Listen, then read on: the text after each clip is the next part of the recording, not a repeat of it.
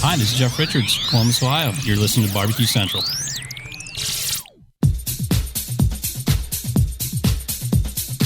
Happy to have you aboard here for the really big barbecue show. Boing. We cook because we have to, and we grill because we want to. Hit me! Fine, how's it going? You have a great show. I'm a big fan. Boing. So what seems to be the problem here? This man looks like he's dead, and he's in the crackle. Sean Bono! It's all about the Sean Bono, dude! Succulent fish. What? He ate sushi or wiener. Oh, listen, Lavernius, shut your face. I'm shaking like a dog shit peach seeds. We have top men working on it right now. Top men. All right, just like that, we're into the second hour. It's the Barbecue Central Show. Hello. We cover barbecue and grilling related talk. And we do it once a week on Tuesdays, live 9 to 11. I'm also recording, so you get podcast. First hour on Wednesday, second hour on Thursday, and a best moments of the Barbecue Central Show in 10 minutes or less on Friday. Is that enough content for you? You're welcome. As mentioned just a few minutes ago, still to come on the show this evening, Jess Pryles in about 13 minutes from now, and the dudes from Tales from the Pits podcast. John, are you excited about the Tales from the Pits podcast, guys, coming up? I've been excited all week. All week? Yeah, this is big. Yeah, can't wait. So you're a big fan of the Slow and Sear? I absolutely am. All right. Did Dave make it back to you or no? He did not. Oh, he's just like, I'm out.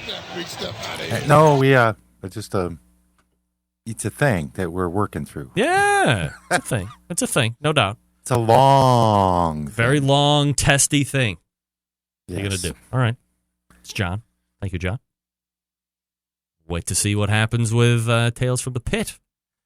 Jess Pryles will be coming up on the phone in 12 minutes from now. I got an email feedback on the steak associations from last week. Dear Greg, it seems to me that the ACSA is just a less expensive version of the SCA, a la Arctic to Yeti. Does SCA need to fear ACA? In my opinion, no. There's probably room at the table for Big Brother and Little Brother.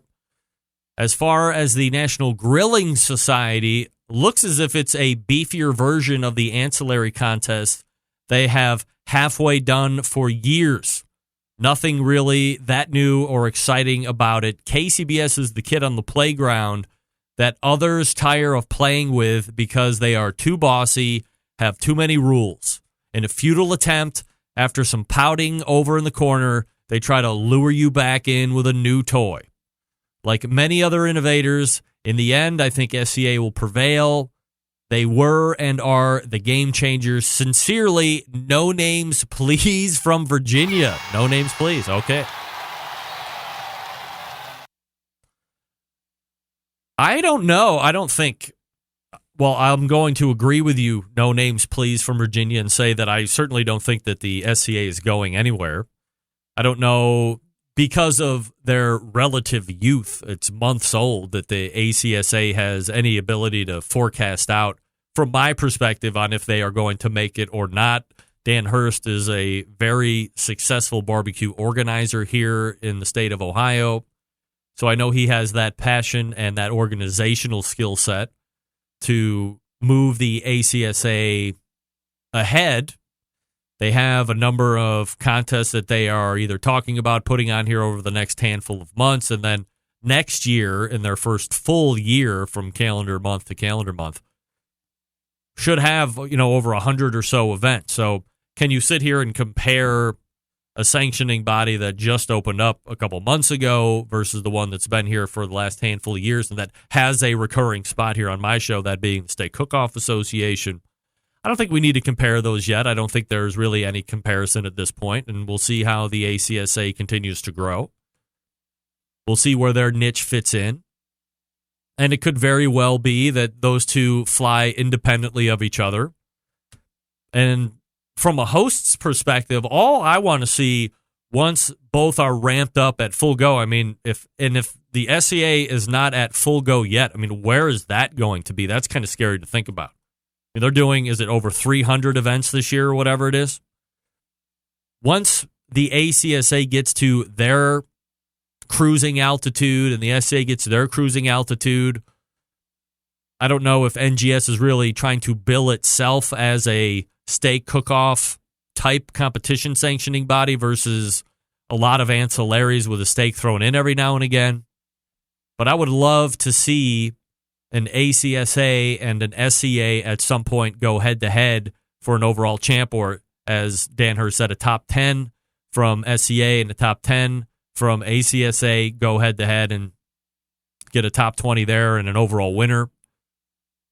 And you could go by sanctioning body winning and then an overall individual winner, obviously. You know, the more that place in the top 10 get the sanctioning body award or the steak cooking cup or whatever it is. But I think at this time it's foolish to compare ACSA and SCA. And ACSA is going to take some because they're the new kid on the block. There's going to be a perception that they're trying to do something that is like the SCA or trying to compete with them directly. Certainly it's a steak cooking association or it's a competition steak event, so there is inherently competition in there. But at this point, I don't think we need to worry about comparisons or is one person going to go away or be that much bigger than the next, so on and so forth. But good email, good thoughts there. So we'll see how the American Competitive Steak Association tracks out here. Also, the National Grilling Society.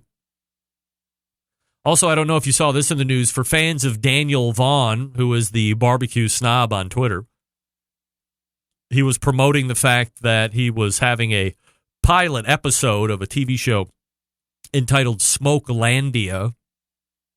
The pilot was on Cooking Channel, I believe, a couple weeks ago, did a lot of promotion there to get eyeballs on it.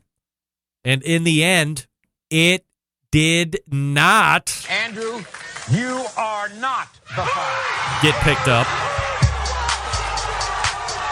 And so that show will end up as a one and done for now. Again, the pilot did show, but Cooking Channel passed on it.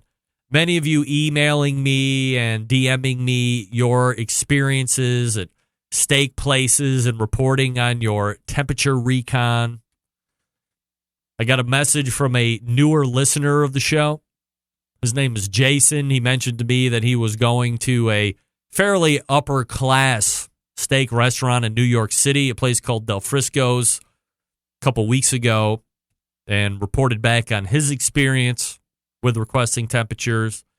And here's what he relayed to me, because I also did my first of what will be two for the end of the month, because I didn't do my own homework assignment last month, which was very unprofessional of me. But I went to a pretty fine dining restaurant in Tremont last night called Dante's. I'll get to that here in a second. But Jason went to this place called Del Frisco's in New York City. So he reports back on requesting temps, and what he tells me a bit shocking.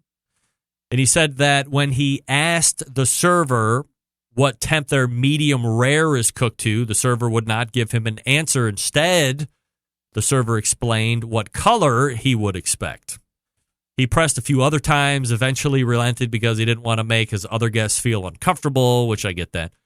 But, and as Jason wrote, to me, while color is certainly a part of doneness, it's not the only way you get an accurate reading. Even the SCA events, while there is a color scale that the judges use to score against, the cooks are temping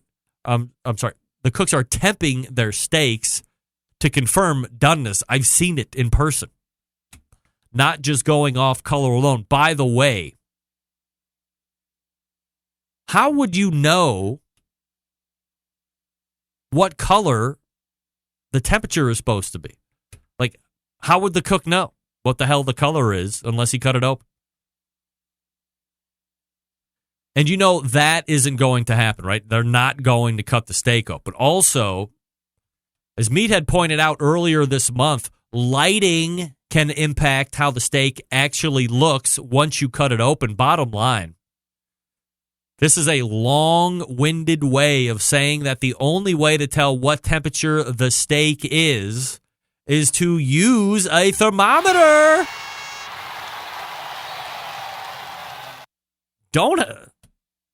If the server is telling me medium, what temperature is that? Oh, it's a warm pink center. Well, what temperature is that? What if lighting can affect color? If air on the open meat or the exposed meat can affect the color because it always gets more red when it's exposed to more air? You can't just go off of color.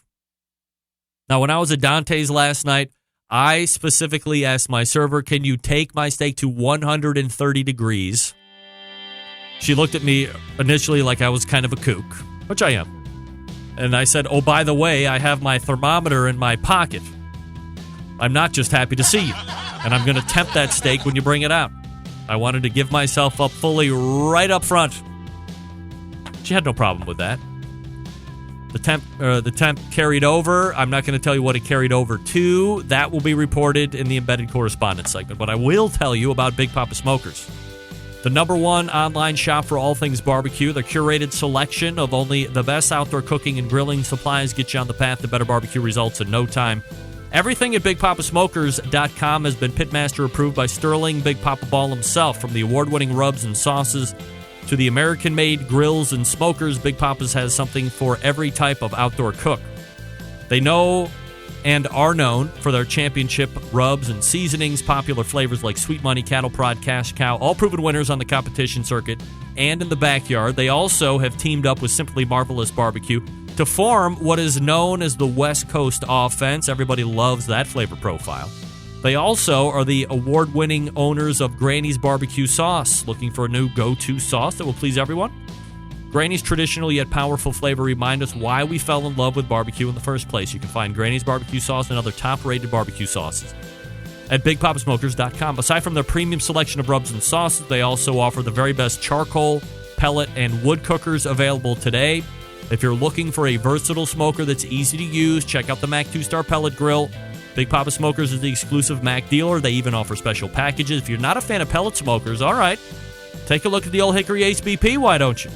The only charcoal smoker that Big Papa trusts on his competition trailer. If you're not a backyard, or if you are a backyard barbecue enthusiast looking for a durable and versatile grill that will last forever, the M Grill from Texas, just what you need. They're built like tanks. I've seen them in person. It's clear that Big Papa Smokers is the place to go for all things barbecue. Every product featured on their website has been hand-selected to help you barbecue better. Boost your barbecue skills with the help of Big Papa Smokers, the #1 online barbecue store. Call them toll-free, 877-828-0727. That's 877-828-0727. Or shop their website at BigPapaSmokers.com. That's BIGPOPPA Smokers.com. Jess Pryles, Hardcore Carnivore, coming up out of the break. You're listening and watching the Barbecue Central show right here on the Barbecue Central Network. Stick around. We'll be right back.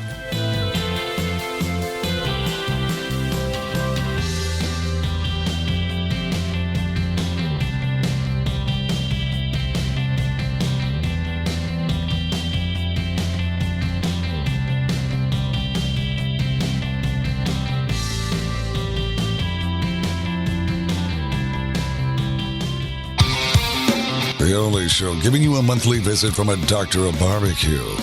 A man actually named Meathead. The author of a barbecue Bible.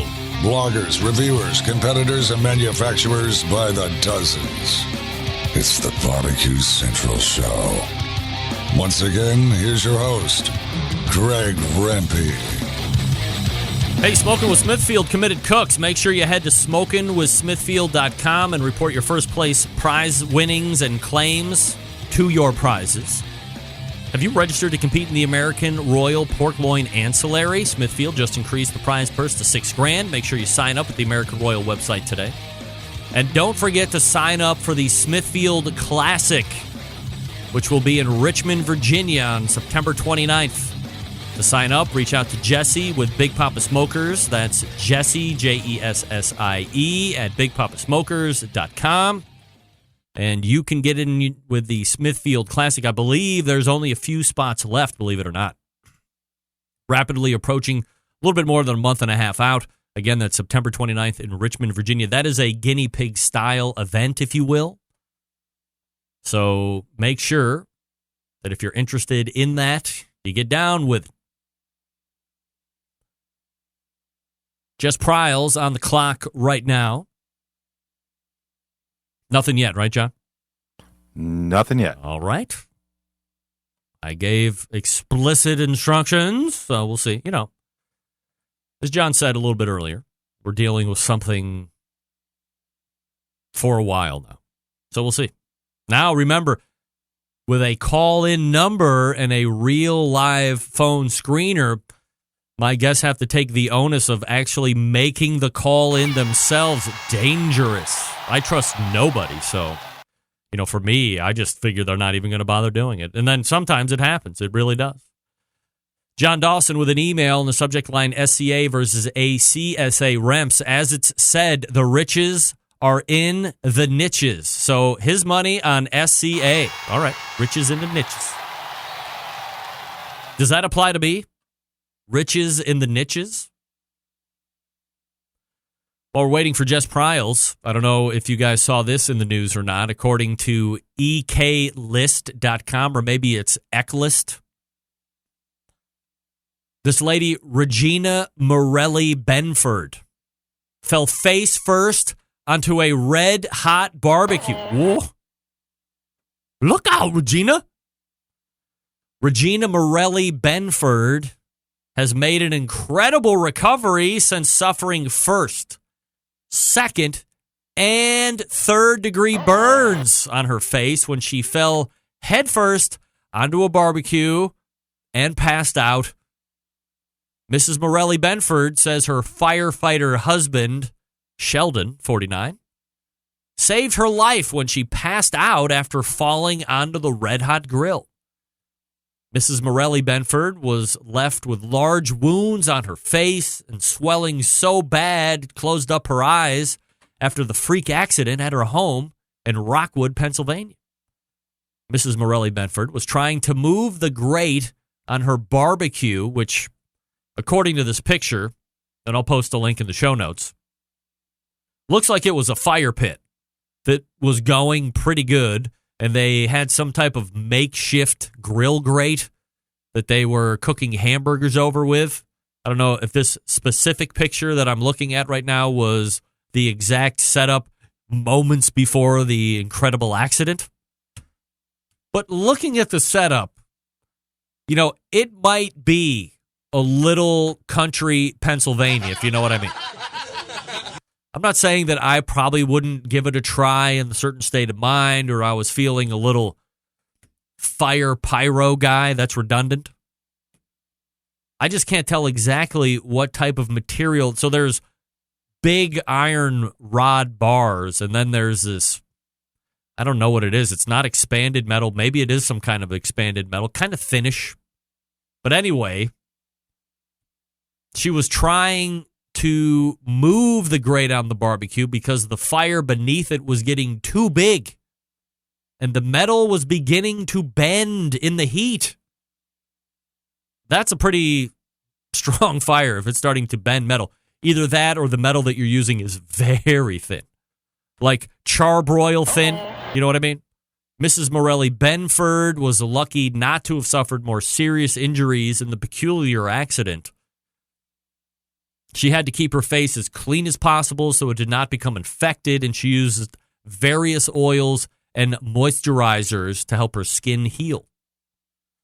So here's what I can ascertain, because the story, although more picture-laden than word-laden, which, by the way, is exactly how I like to read. More pictures, less words. So what I think happened is, as said, the grill grate started bending in. She didn't want the whole thing to just fall into the fire. But if it's bending, like, why save it? It was probably fairly cheaply made. There wasn't a lot of effort put into it. She's got a firefighter husband. All this stuff. So they probably could have made a different one. Or another one, I guess, would be better to say. But at the time, she probably thought going in, I want to save it. I'm wondering what kind of burns she had to have had on her hands. I mean, the way this fire pit is, and it is lit up and going, so I imagine there's some type of grease that's dripping down into the fire, so you're having a 100% complete involved fire that's going, right? So she probably got up, grabbed it with her hands. I'm hoping that she had gloves. Welder's gloves at that. Maybe they did. Again, firefighter husband, so maybe he has accoutrements to deal with the high heat.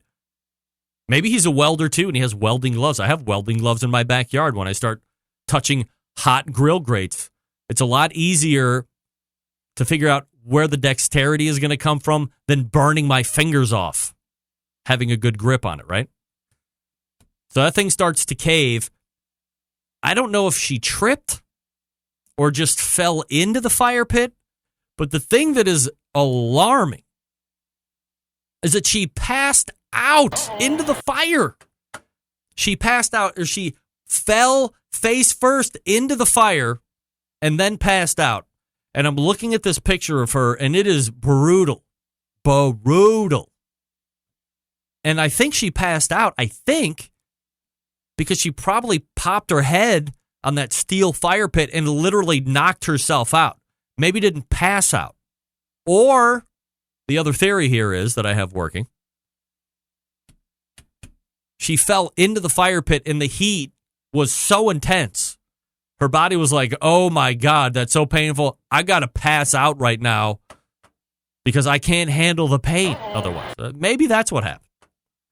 But, you know, the whole forehead, the eyes swole shut, bad shape.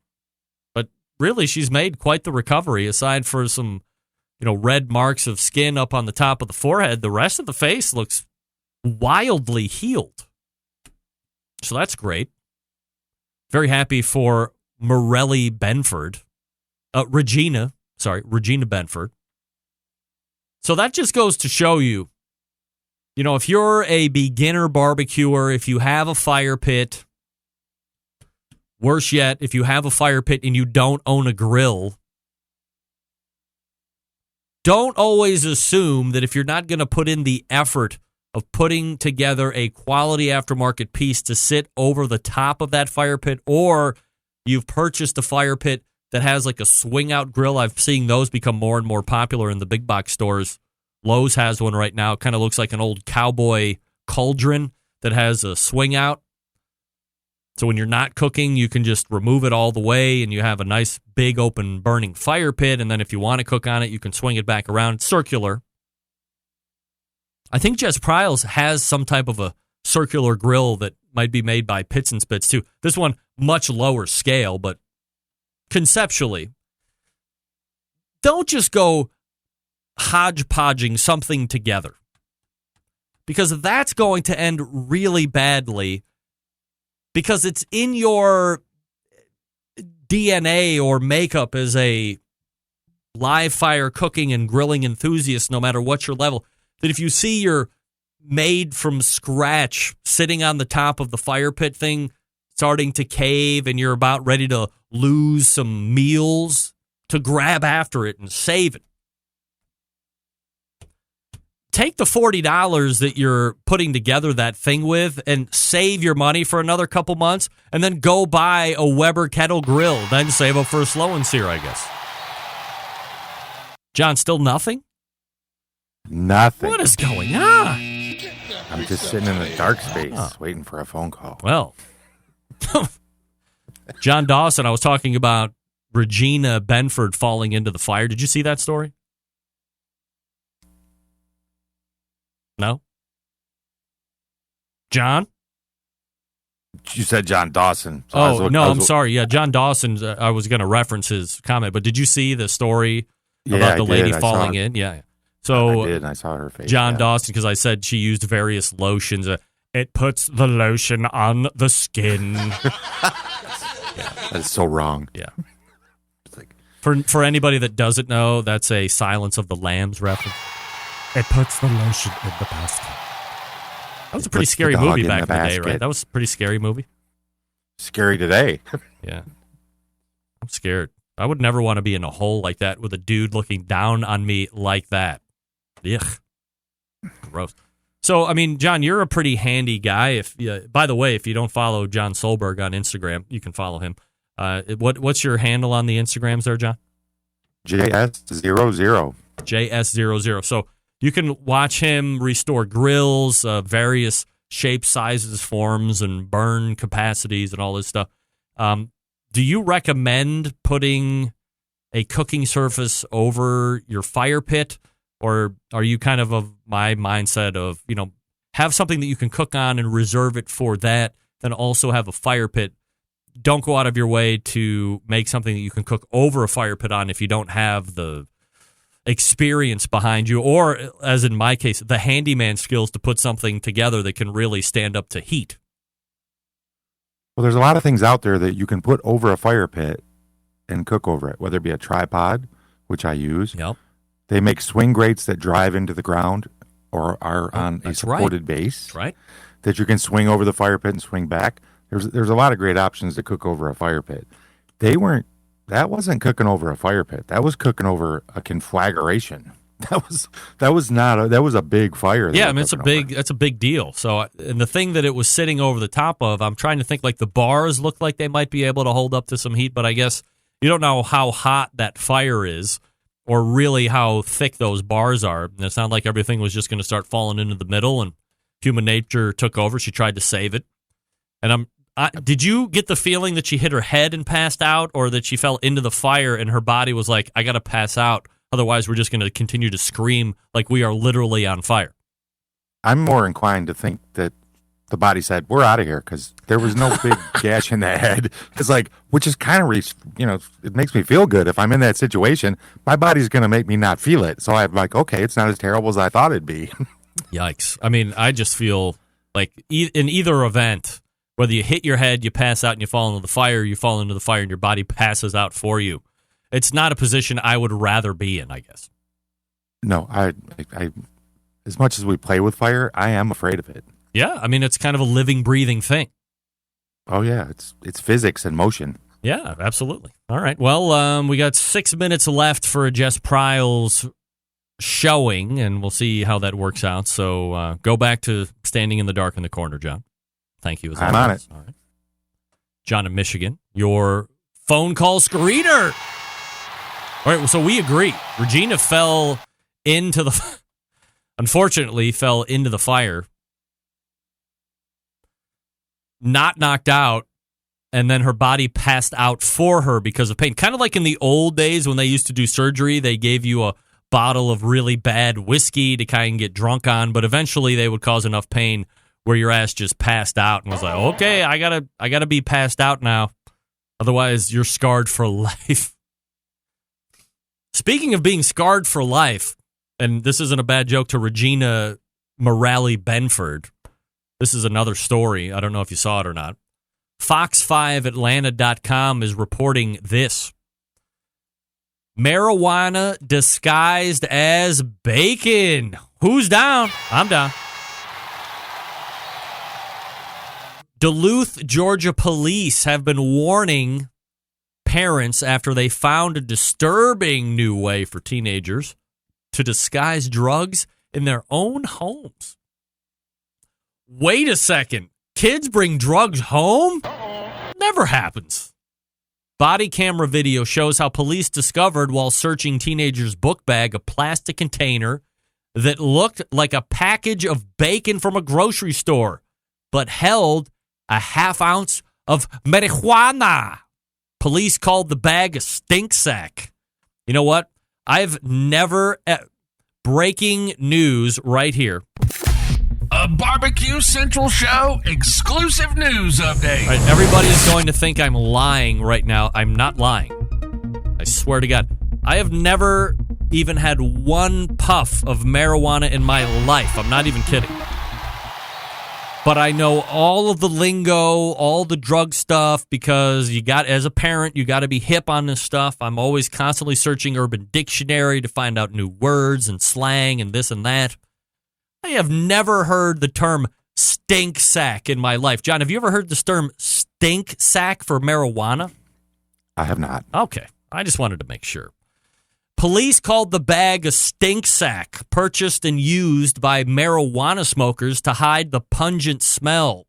And a quote, "This is the first time I believe we've been in contact with something that disguised weed," said Officer Ted Sadowski. "The parents would never know," he said.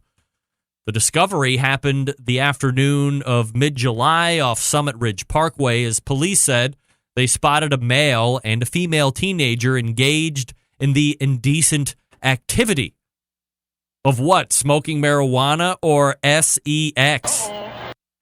One officer reported he smelled the possible presence of marijuana. And after the teenage driver allowed officers to search the vehicle and his book bag, discovered traces of marijuana on the seat and the bacon-disguised bag full of weed. The teenager, 18, was placed under arrest, police said, while officers said they have seen basic black stink sack bags of marijuana during drug operations. Sadowski showed Fox 5 News a website full of other stink sack bags disguised to look like wallets, mail, bread, or other household and grocery items. Also, in a quote, "It's dangerous what your kids can get into. Buying stuff online," he said, advising parents to question their children about their recreational activities, search their rooms and possessions, and watch for warning signs that teenagers could physically be high. Like what? Eating a lot of bacon? I mean, how would you know? First of all, being the good parent that I am, I have mandated years and years ago and made sure that all of my offspring know that because I pay for every damn thing in their life, they have zero privacy. I will routinely go through your rooms, whether you're there or not. I will look in closets, under sleeping bags, in sleeping bags, in pillows, under and in between mattresses, in the skivvies drawers, all that stuff. It's free game for me. I'm going to look and I don't care, and I will open everything. It's not that I don't trust you. It's that I don't trust you. Besides, I want to make sure that you're leading a good life, not putting yourself in a position to get pigeonholed into something that you will have to work very hard to get out of. No reason to do that now. You can do that the rest of your life, making bad business decisions. But especially for this kid, how many times did moms go into the refrigerator and almost pull out the weed bacon, thinking that she was going to rip off a quarter pound and make a egg sandwich replete with bacon? She was probably an arm's length away from getting the weed bag out, or the stink sack. Stink sack. We could go in a whole different direction on that. She was probably right there, and my man was feeling really good. Maybe the mom didn't even eat bacon, but the kid ate bacon, so he had a whole best laid plan out. Mom doesn't eat bacon. I'm going to hide my weed in this bacon bag and keep it in the refrigerator. A, it'll stay fresh. B, it'll stay cool. C, mom will never know it's my weed in the house. Is there no better place you can keep your weed? When I was growing up, you gave your weed to your best friend so he could get caught. You know, you give it to your buddy Ted. Ted's dad goes through his stuff, you know, because he's an a-hole parent like me. Goes, "Jimmy, is this your weed?" Or, "Ted, is this your weed?" "No, I'm holding it for Jimmy." "Of course it's not my weed." "All right. Well, you're going to be in trouble for it. Sorry, Ted." You give your weed to your best buddy so he gets caught. Come on. How many times do I got to tell you guys? Let me talk to you quickly about Cook Shack before we get to Tales from the Pits. Cook Shack manufactures smoker ovens for barbecue lovers with any amount of experience, whether you barbecue in the backyard, on the competition circuit, or in a 5-star dining facility. Cook Shack has the unit that will do the job. And with a full line of barbecue sauces, spices, pellets, and wood chunks, the perfect one-stop shop. Cook Shack strives to be your barbecue resource center by offering cooking classes, online recipes, how-to videos, 2 blogs, smoke and grilling 101s, and a video cooking classroom. Check out their website at cookshack.com or follow them on Instagram, Facebook, YouTube, Twitter, Pinterest, Google+. Get advice and share your passion for barbecue on their world-class barbecue forum. They still have one of those, too. Cook Shack pellet-fired smokers are the choice of champs because they were designed by a champion, Ed Fast Eddie Morin. The FEC 100, PG 1000, always customer favorites. The PG 1000 can actually double as a smoker and a grill. Low and slow, hot and fast, the pellet grill line gives you the most for your money. If you don't like pellet cookers, refrain from running away. Take a gander at this. They have electric smokers, by the way. They're the #1 electric smoker in the industry. High quality means high durability and versatility. Anything you can cook in your oven, you can make in a Cook Shack. Passion and dedication drives Cook Shack's manufacturing, with quality always being the top priority. Get the best in barbecue since 1962. Call 800-423-0698. That's 800-423-0698. Or visit the website cookshack.com. That's cookshack.com. All right, we're back with the guys from Tales from the Pits. You're listening and watching the Barbecue Central show right here on the Barbecue Central Network. Stick around. We'll be right back.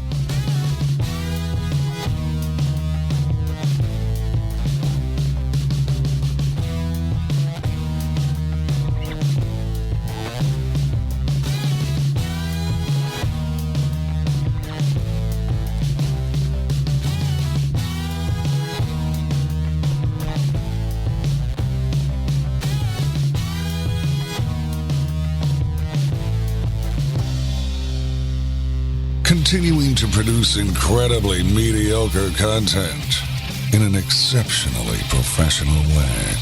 You're listening and watching the Barbecue Central show.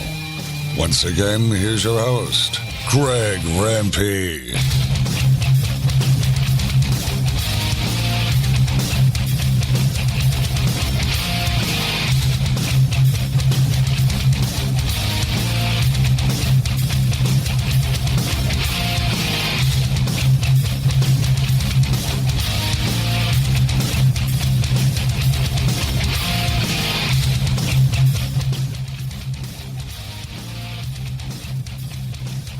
Welcome back. This portion of the show being brought to you by National Barbecue News, dedicated to all things barbecue.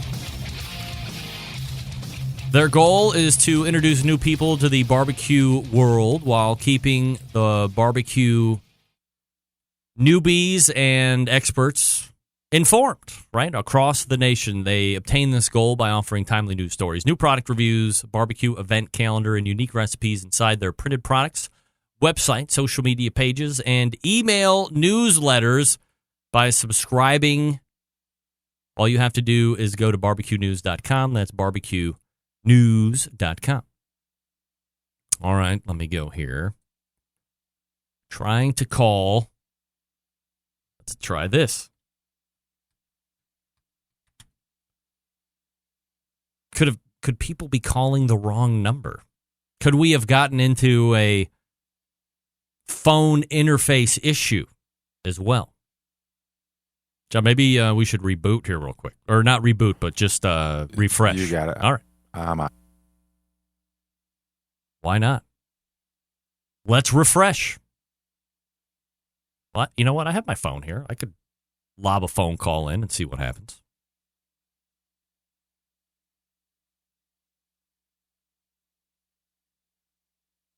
Uh-oh. We do have an issue, I think. Uh-oh. Double uh-oh. I see him, but I can't get him. See if he's green. Nope. Oh, boy. Now the octopus. All right, where's my Skype? Let me find it.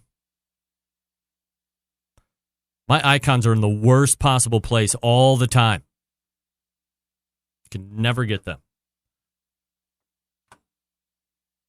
Is it loading? No.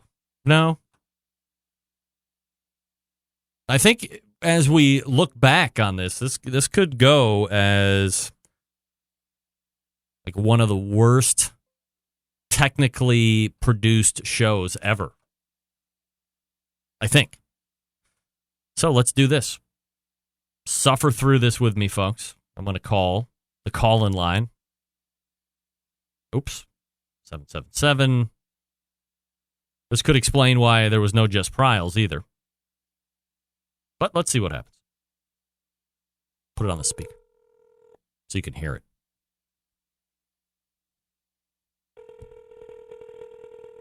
Ringing. And ringing.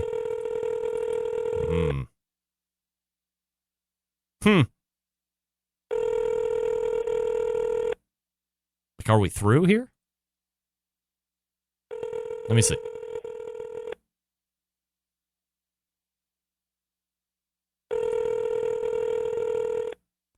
Nothing.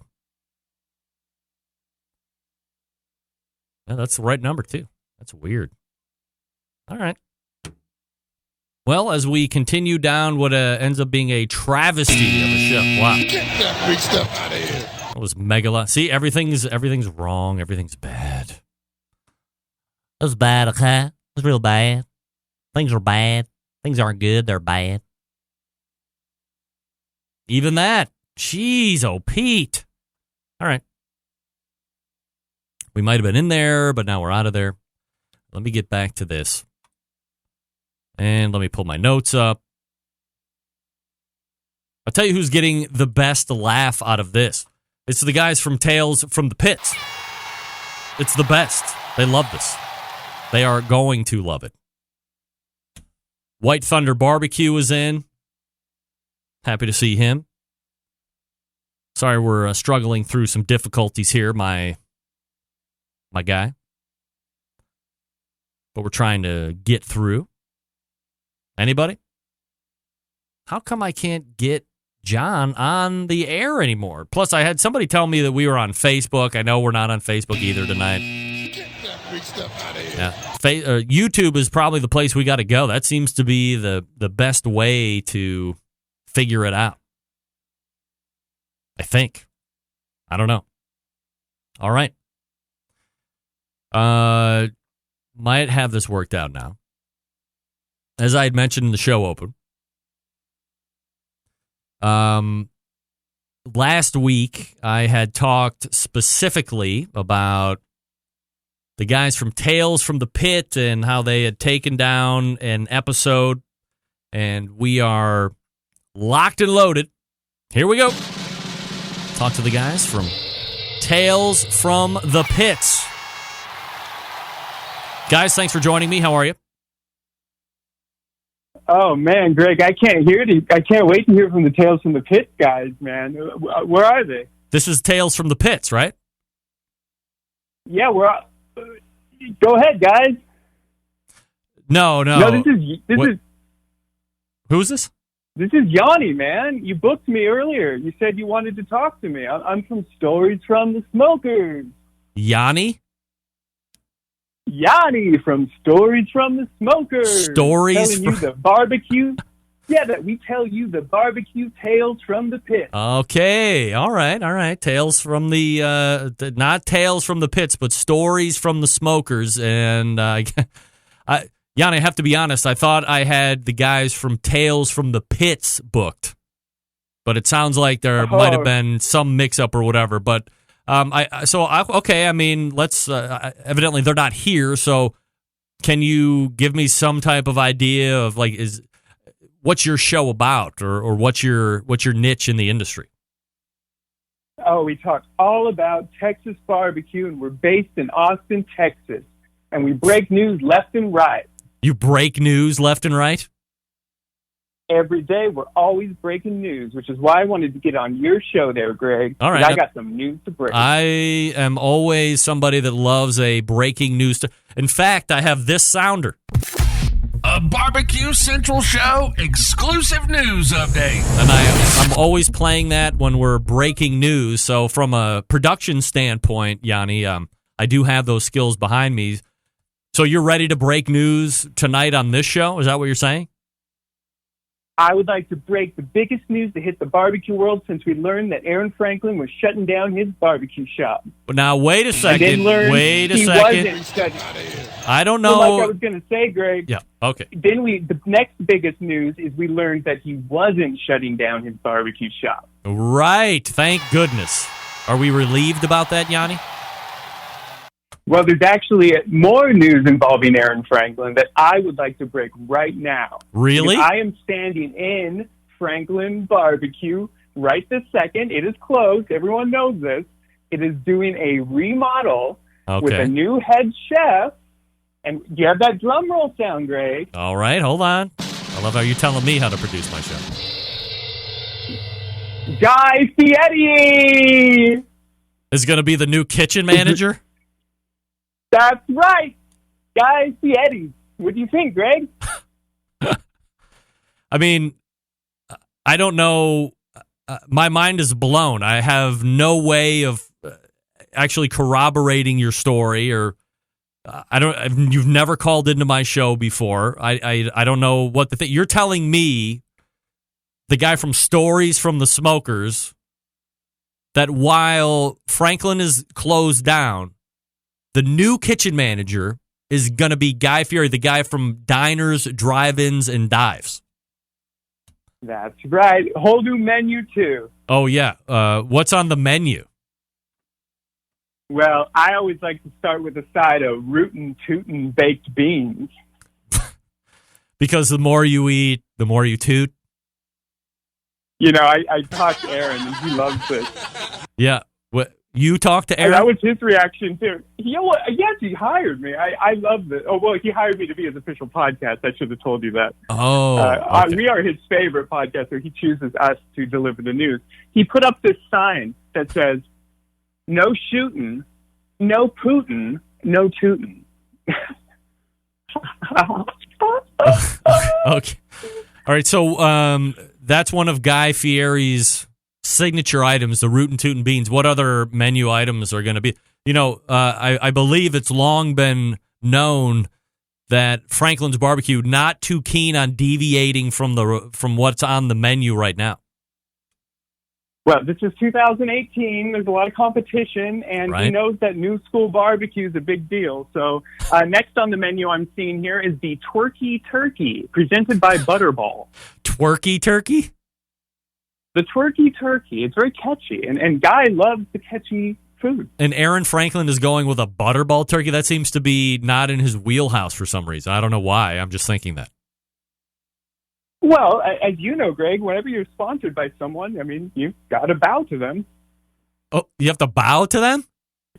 You have to bow to them. Oh. Butterball presents Twerky Turkey. All right. Twerky Turkey. And next on the menu, we have pulled dork. Pulled what? Pulled dork. Pulled dork. Why dork? Yeah. Well, it's like the pulled pork that he used to have on the menu. Yeah. But Guy decided he would put these funny little black dorky glasses on top of the pile of pork. So the pork's supposed to look like Aaron Franklin? That's right. So what you're saying is, Yanni, that Aaron Franklin has hired you. You're his official podcast, and you're also allowed to make fun of him and his look? I mean, is that going to keep you being his official podcast for very long? He is the nicest man in barbecue, and he will hire anybody. Okay, what other menu items do you get? Well, you got to go with the classics. So we have the signature smothered trash lid brisket. Trash lid brisket? Yeah, that's a 7 or 8 hour smoked brisket served on a trash can lid and covered in Aaron Franklin's new signature creamy, dreamy barbecue sauce. Oh, my God. Yanni, I think we've hit the limit here. Where can people subscribe to you? Are you subscribable? I didn't even tell you about the Franklin Furter sausage dippers. The Franklin Furter sausage dippers? Yes, with creamy, dreamy barbecue sauce. If Guy Fieri is the guy that was redundant. If Guy Fieri is the person putting this menu together, he should be right there. Where is he? Can I talk to him? Hey! Tell him about the Franklin's Fabulous Fried Fiesta Salad. Guy, is that you? Hey, Greg.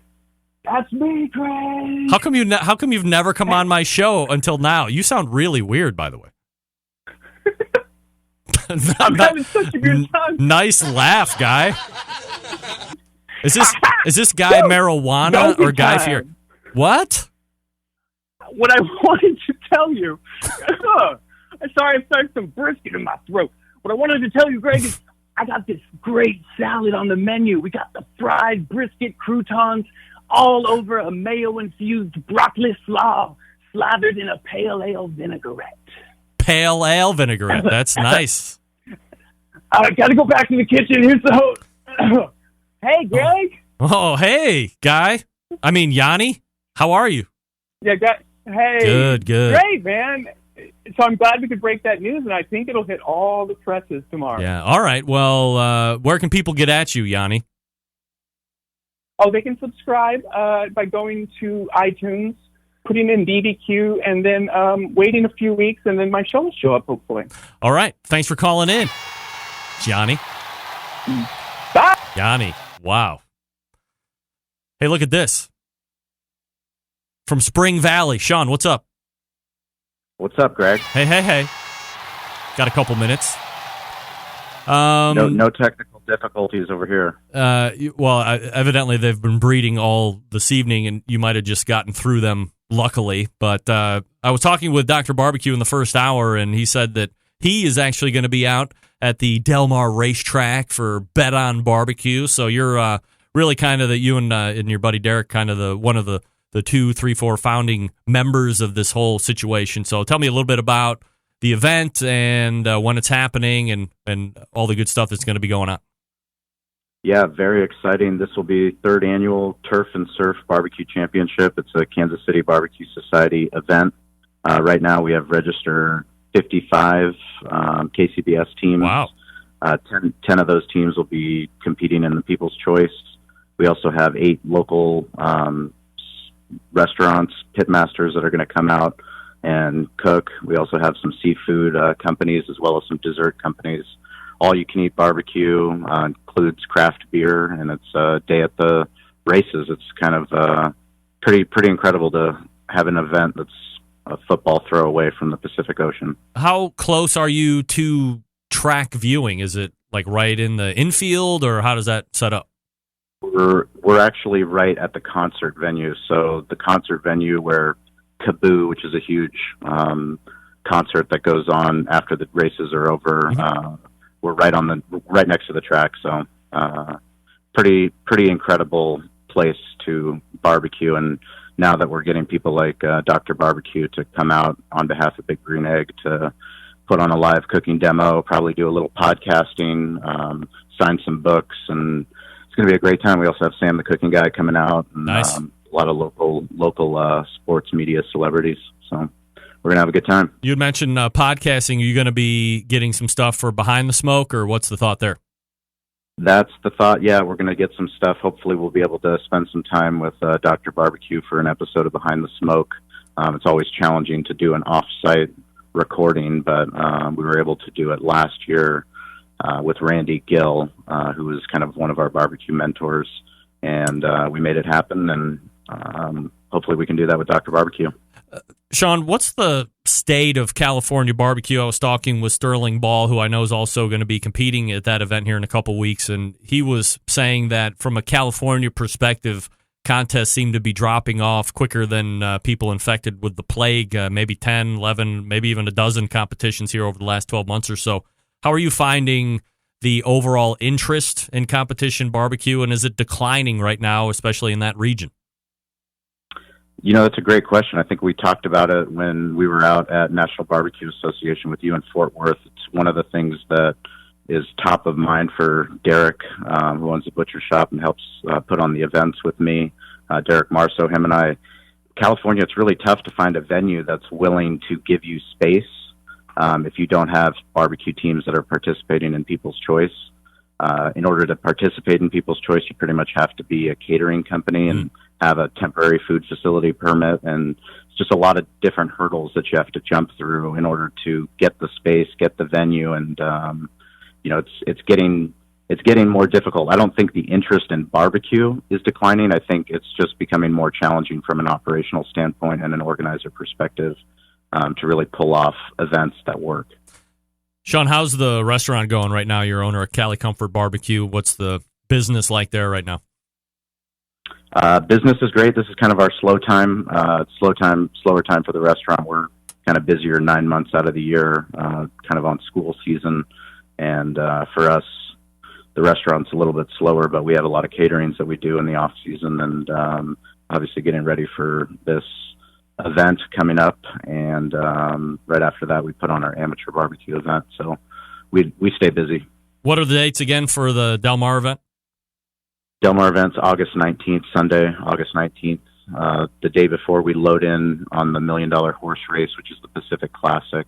So we'll have all the teams loading in, and they'll be able to bet on some ponies once they get settled in. Nice. All right. So if you're interested, you're going to be out that way. August 19th is the place to be over there at Del Mar Racetrack. See Sean, see Derek, see Dr. Barbecue, see Sam the cooking guy, see Sterling Ball, friend of show, of course, yes. And it sounds like it's going to be a great event. Sean, thanks for doing it, man. Appreciate you coming in.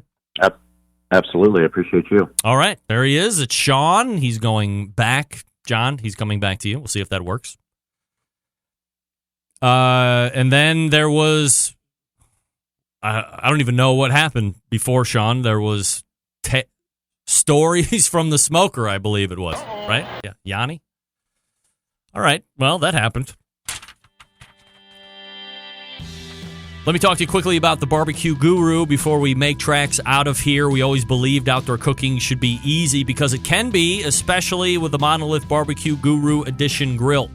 The Monolith, the world's first temperature-controlled smoker with a built-in power draft fan. This means smarter control, greater freedom with automatic temperature control. Easily choose your cooking time and temperature and let the Monolith do the work of a sous chef or barbecue pitmaster. With minimal effort, you now have oven-like precision at the grill and can serve the tastiest, juiciest meals each and every time. You visit the website, Barbecue Guru. That's bbqguru.com, bbqguru.com. Or visit the website. Or call them 800-288-GURU. That's 800-288-GURU, and they'll make sure you're outfitted with exactly what you need to get you up and running right out of the box. All right, let's wrap up the show. Stick around. We will be right back. Whole packers, full racks, legs and thighs, injecting butts. If you've never heard this before, you might think you found the best XXX show ever. Let's get back to the most homoerotic host out there today, Craig Rimpey. All right, we are back at... John, any idea what happened there? Which time? I guess like why we couldn't connect. Yeah, I have a pretty good understanding of it. Okay. I think I have some information for us. All right, we'll go offline after that. And then, every fiber of my being was wanting to play the Yanni music underneath him because I just happened to have that bed ready to go, of course, previous. But I held back because I wanted to give the guy a little room and see how he was going to work it. But do you have any belief that was Guy Fieri and he's the new kitchen manager at Franklin Barbecue? Gun to my head? No, that's not Guy Fieri. You don't think that was Guy Fieri? What are you talking about? I guarantee it was. And okay.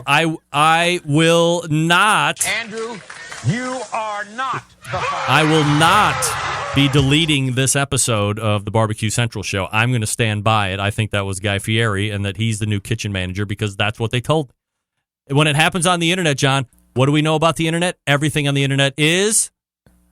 It's true. Of course. All right, I'm going to wrap up here and see if we can't get out on time. And then I'll catch up with you here after the show, and we'll figure out what the hell just happened. All the way back in the first hour, we talked with Ray Lampe, Dr. Barbecue. Then, briefly, we talked with David Parrish from Adrenaline Barbecue Company, ABC Barbecue, that's BARBECUE, Adrenaline Barbecue Company, abcbarbecue.com, with the Slow and Sear product. We'll hook him back up here in a couple weeks. Second hour, Jess Pryles, nowhere to be found.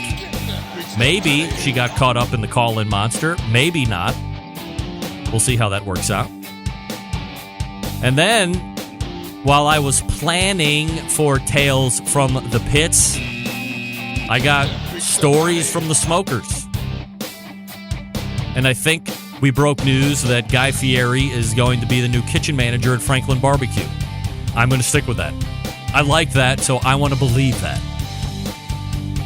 Sean Walchef closed it out, talking about the Bet on Barbecue.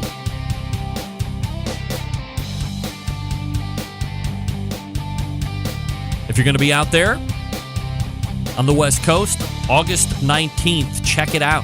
Lots of great stars and local celebs are going to be there, 50 teams or so, 50 plus.